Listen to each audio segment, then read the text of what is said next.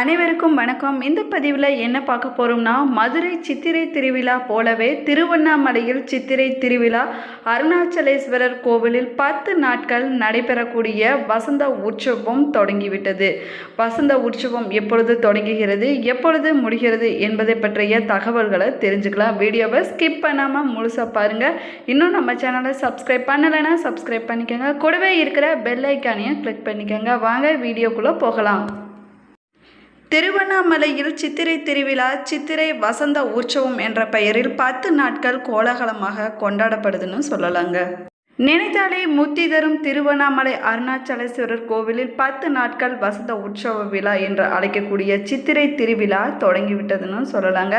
சித்திரை மாதத்தில் பார்த்திங்கன்னா பெரும்பாலான கோவில்களில் 10 நாட்கள் திருவிழா மற்றும் உற்சவங்கள் நடைபெறுதுன்னு சொல்லப்படுது.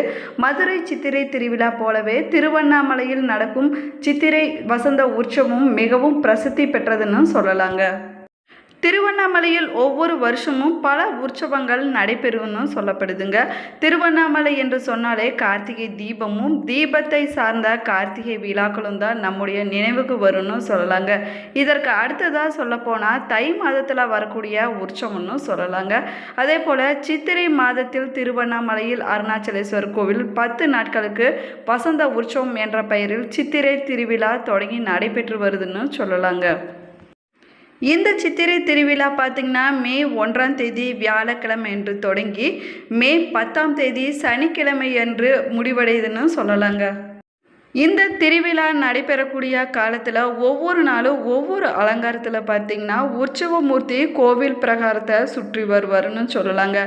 அதற்கு பிறகு திருவீதி உலா நிகழ்ச்சி நடைபெறணும்னு சொல்லப்படுதுங்க. அதே போல் மே 11 மற்றும் 12 ஆகிய 2 நாட்களுமே சித்ரா பௌர்ணமி கொண்டாடப்படுதுன்னு சொல்லலாங்க. அதே போல் திருவண்ணாமலையில் நடக்கும் வசந்த உற்சவத்தில் 2 தனித்துவமான வைபவங்கள் நடைபெறும்னு சொல்லப்படுதுங்க. ஈசன் நெற்றிக்கண்ணை திறந்து மன்மதனை எரித்த நிகழ்ச்சி திருவண்ணாமலை அண்ணாமலையார் கோவிலில் சித்திரை வசந்த உற்சவத்தின் சிகர நிகழ்ச்சியாக நடைபெறும்னு சொல்லலாங்க. அதே போல் மன்மதனுடைய தகனம் மற்றும் மன்மதன் உயிர் தெழக்கூடிய நிகழ்ச்சி பிரம்மாண்டமாக இந்த உற்சவத்தில் நடைபெறும்னு சொல்லப்படுதுங்க. அதே போல் ஒவ்வொரு நாள் இரவு நடக்கக்கூடிய வசந்த உற்சவத்தின் நிகழ்ச்சியான அருணாச்சலேஸ்வரர் உள் பிரகார மண்டபத்தில் வலம் வந்து எழுந்தருளும் அண்ணாமலையார் மற்றும் உண்ணாமுலை அம்மனுக்கு பொம்மை பூ கூட்டும் நிகழ்ச்சி காண கண்கொள்ளா காட்சியாக இருக்குன்னு சொல்லலாங்க. அது மட்டும் இல்லாமல் 10 நாட்களுமே இந்த பொம்மை பூ கொட்டும் நிகழ்ச்சியானது நடைபெறும்னு சொல்லப்படுதுங்க. பொம்மை மலை அதாவது பொம்மை பூ கொட்டுதல் நிகழ்ச்சி சித்திரை மாதத்தில் திருவண்ணாமலை அருணாச்சலேஸ்வரர் கோவிலில் நடைபெறும் சித்திரை வசந்த உற்சவத்தின் ஒரு பகுதின்னு சொல்லலாங்க. மதுரை மீனாட்சி அம்மன் சுந்தரேஸ்வரர் கோவிலிலும் சித்திரை திருவிழாவின் ஒரு பகுதியாக இது கொண்டாடப்படுதுன்னு சொல்லப்படுதுங்க. சித்திரை வசந்த உற்சவம் முதல் நாள் திருவிழாவின் உண்ணாமுலை அம்மன் சமேத அண்ணாமலையார் வெட்டிவேர் பல்லாக்கில் எழுந்தருளி 3ஆம் பிரகாரத்தில் உள்ள 4 கால் மண்டபத்தில் பொம்மை பூ கொட்டும் நிகழ்ச்சி நடைபெறும்னு சொல்லலாங்க. இந்த நிகழ்ச்சியின் போது மகிழா மரத்தை 10 முறை ஊர்வலமாக சுற்றி வந்து சுவாமியை பக்தர்கள் மனமுருகி வேண்டிக் கொள்வார்கள்னு சொல்லப்படுதுங்க. அந்த வகையில் சித்திரை மாதத்தில் நடக்கக்கூடிய சித்திரை வசந்த உற்சவ விழா, ஆனி மாதத்தில் நடக்கக்கூடிய ஆனி பிரம்மோற்சவம், ஆடி மாதத்தில் நடக்கக்கூடிய ஆடி பிரம்மோற்சவம், புரட்டாசி மாதத்தில் நவராத்திரி திருவிழா, கார்த்திகை மாதத்தில் திருக்கார்த்திகை தீப திருவிழா, தை மாதத்தில் உத்தராயண புண்ணிய காலம் என வருடந்தோறும் பல்வேறு பிரம்மோற்சவங்கள் திருவண்ணாமலை அண்ணாமலையார் கோவிலில் நடைபெறும்னு சொல்லலாங்க. சித்திரை வசந்த உற்சவத்தை தொடர்ந்து திருக்கோவிலுக்குள் வந்த அண்ணாமலையார் உண்ணாமுலை அம்மன் தங்க கொடிவரம் அருகே உள்ள சாப மண்டபத்தில் எழுந்தருள்வார்கள்னு சொல்லலாங்க. இதனைத் தொடர்ந்து அண்ணாமலையார் ஆனந்த தியானத்தில் இருக்கும் பொழுது அப்பொழுது உலகம் முழுக்க உள்ள அனைத்து ஜீவன்களும் சிருஷ்டி அடையும் விதமாக மன்மதன் அண்ணாமலையார் மீது பானம் தொடுத்த நேரத்தில் அண்ணாமலையார் தியானத்தை கலைத்து எதிரே இருந்த மன்மதனை தீ பிளம்பால் சுட்டு அழித்து விட்டார்னு சொல்லலாம். இந்த நிகழ்வே மன்மத தகனம்னு அழைக்கப்படுதுங்க. இந்த நிகழ்ச்சியை பார்ப்பதற்காக ஏராளமான பக்தர்கள் கலந்து கொண்டு சாமி தரிசனம் செய்வாங்கன்னு சொல்லலாங்க. திருவண்ணாமலை அருணாச்சலேஸ்வரர் ஆலயம் பஞ்சபூத ஸ்தலங்களில் ஒன்றாகவும் சொல்லப்படுதுங்க. திருவண்ணாமலை கிழக்கு தொடர்ச்சி மலையின் ஒரு பகுதியாகவும் ஜவ்வாது மலைகளின் தெற்கு பகுதியிலும் அமைந்திருக்குன்னு சொல்லலாங்க. பண்டைய காலத்தில் தொண்டை மண்டலத்தின் ஒரு பகுதியாக இருந்த திருவண்ணாமலை இடைக்காலத்தில் நடுநாட்டின் கீழ் இருந்ததாகவும் சொல்லப்படுதுங்க. திருவண்ணாமலையில் மலை வலம் வருகின்ற பாதையில் எண்ணற்ற சித்தர்களின் ஜீவ சமாதிகள் அமைந்திருப்பதாகவும் சொல்லலாங்க. இடைக்காடர், குகை நமச்சிவாயர், ரமண மகரிஷி ஆசிரமம், சேஷாஸ்திரி சுவாமிகள் ஆசிரமம், விசிறி சாமியார் ஆசிரமம், மூக்குப்பொடி சித்தர் சமாதி ஆகியவை காணப்படுதுன்னு சொல்லலாங்க.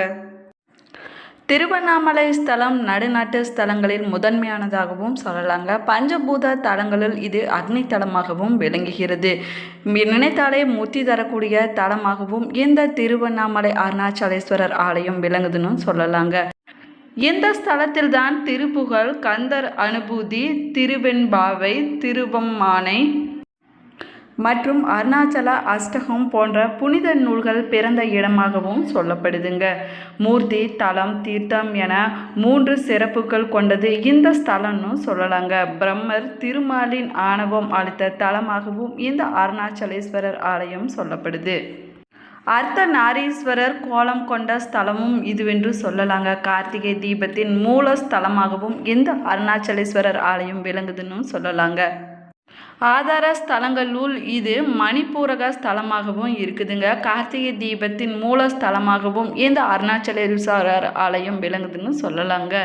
இந்த ஸ்தல மலை உச்சியில் ஏற்றப்படக்கூடிய மகா தீபம் தான் உலக பிரசித்தி பெற்றதுன்னு சொல்லலாங்க. மலையடிவாரத்தில் அண்ணாமலையார் ஆலயமானது 24 ஏக்கர் நிலப்பரப்பில் பறந்து விரிந்திருக்கிறதுன்னு சொல்லலாங்க. ஆலயத்தில் 9 கோபுரங்கள் காணப்படுகின்றன.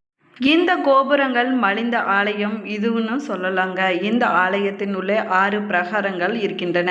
142 சன்னதிகள், 22 பிள்ளையார்கள், 306 மண்டபங்கள், 1000 தூண்கள் கொண்ட ஆயிரங்கால் மண்டபம், அதன் அடியில் பாதாள லிங்கம், அதாவது பாலரமணர் தவம் செய்த இடம் இருக்குதுன்னு சொல்லலாங்க. அது மட்டும் இல்லாமல் 43 செப்பு சிலைகள், கல்யாண மண்டபம், அண்ணாமலையார் பாத மண்டபம் அமைந்தது இந்த ஸ்தலம்னு சொல்லலாங்க. இந்த ஆலயத்திற்கு உள்ள சிவலிங்க தீர்த்தம், பிரம்ம தீர்த்தம் என 2 பெரிய குளங்கள் காணப்படுதுன்னு சொல்லலாங்க. கொடிக்கம்பம் அருகே செந்தூர விநாயகர் பிரம்மாண்டமாக காட்சி தராராம். இந்த ஆலயத்தில் பஞ்சலிங்கங்களும் 4 முகம் கொண்ட பிரம்மலிங்கமும் காணப்படுதுன்னு சொல்லலாங்க. அது மட்டும் இல்லாமல் இந்த ஆலயத்தில் காலபைரவர் சன்னதியும் இருக்குதுன்னு சொல்லலாங்க. திருவண்ணாமலை மிகவும் பழமை வாய்ந்த புண்ணிய திருத்தலம்னு சொல்லலாங்க. இங்கு உள்ள கோவிலில் அருணாச்சலேஸ்வரர் அக்னி வடிவத்தில் காட்சியளிக்கிறாராம். இந்த கோவில் பார்த்திங்கன்னா சிவன் பார்வதிக்காக இந்தியாவில் கட்டப்பட்ட மிகப்பெரிய கோவில்னு சொல்லலாங்க. அது மட்டும் இல்லாமல் சிவம் பக்தரான ஒருவர் பல்லாலா கோவிலுக்காக பல கட்டிடங்கள் கட்டி கொடுத்ததாகவும் சொல்லப்படுதுங்க. இவர் செய்த உதவி சிவனடியார் பாராட்டும் விதத்தில் பல்லாலா இறைவனடி சேர்ந்த பின்பு சிவபெருமானே வந்து இந்த மன்னருக்கு வாரிசில்லை என்றதால் அவரது இறுதிச் சடங்கை செய்தாருன்னு சொல்லலாங்க. இந்த ஆலயத்தில் முருகப்பெருமான் இளையனார் என்னும் பெயரில் 3 இடங்களில் வணங்கப்படுவதாகவும் சொல்லலாங்க. திருவண்ணாமலை அருணாச்சலேஸ்வரர் ஆலயம் சிவபெருமானின் பஞ்சபூத தலங்களில் அக்னி ஸ்தலமாகவும் அழைக்கப்படுதுங்க. இது சுமார் 1100 ஆண்டுகளுக்கு முன்பே கட்டப்பட்டதுன்னு சொல்லலாங்க. இந்த ஆலயம் பார்த்திங்கன்னா தேவார பாடல்களில் பாடப்பெற்ற தலங்களில் நடுநாட்டு தலங்களில் ஒன்றாகவும் சொல்லப்படுதுங்க. இந்த ஆலயத்தில் செப்பு திருமேனிகள், அழகிய திருச்சுற்றுக்கள், திருக்குளங்கள், ஆயிரங்கால் மண்டபம், வானுயர்ந்த கோபுரங்கள், அழகிய இறைவனுடைய உருவங்கள், செப்பு திருமேனிகள் மற்றும் ஓவியங்கள் காணப்படுதுன்னு சொல்லலாங்க. அண்ணாமலையானது கிருத யுகத்தில் அக்னி மலையாகவும், திரேத யுகத்தின் மாணிக்க மலையாகவும், துவாரபாலக யுகத்தில் பொன் மலையாகவும், கலியுகத்தில் கல் மலையாகவும் மாறி வந்துள்ளதாகவும் சொல்லலாங்க. சூரியன், பிரதராஜன், அஷ்டவசுக்கள், பிரம்மதேவன், சந்திரன், திருமால், புலகாதிபன் முதலியோர் பூஜித்த தலமாகவும் இந்த ஸ்தலம் சொல்லப்படுதுங்க. அருணாச்சலேஸ்வரரின் பிரதான கோபுரம் கிழக்கு நோக்கி அமைந்திருக்குதுன்னு சொல்லலாங்க. இதில் நந்தி மற்றும் சூரியனின் உருவங்கள் காணப்படுதான். அது மட்டும் இல்லாமல் இந்த கோவில் பார்த்திங்கன்னா மிகப்பெரிய கோவிலாகவும் சொல்லப்படுதுங்க. கருவறையின் சுவத்துக்கு பின்னாடி பார்த்திங்கன்னா விஷ்ணுவின் அவதாரமான வேணுகோபால சாமி, அதாவது கிருஷ்ணருடைய உருவம் காணப்படுதுன்னு சொல்லலாங்க. இந்த பதிவை நீங்கள் பயன்பெறும் வகையில் அமைஞ்சிருக்கும் என்று நினைக்கிறேன். இந்த பதிவு உங்களுக்கு பிடிச்சிருந்தால் லைக் பண்ணுங்கள், ஷேர் பண்ணுங்கள், கமெண்ட் பண்ணுங்கள். இன்னும் சேனலை சப்ஸ்கிரைப் பண்ணாமல் இருந்தீங்கன்னா சப்ஸ்கிரைப் பண்ணிக்கோங்க. கூடவே இருக்கிற பெல் ஐக்கானையும் கிளிக் பண்ணிக்கோங்க. Thank you friends. உங்களுக்கு சிவபெருமான் பிடிக்கும் அப்படின்னா சிவாய நம என்ற வாசகத்தை மறக்காமல் கமெண்ட் பாக்ஸில் கமெண்ட் பண்ணுங்கள்.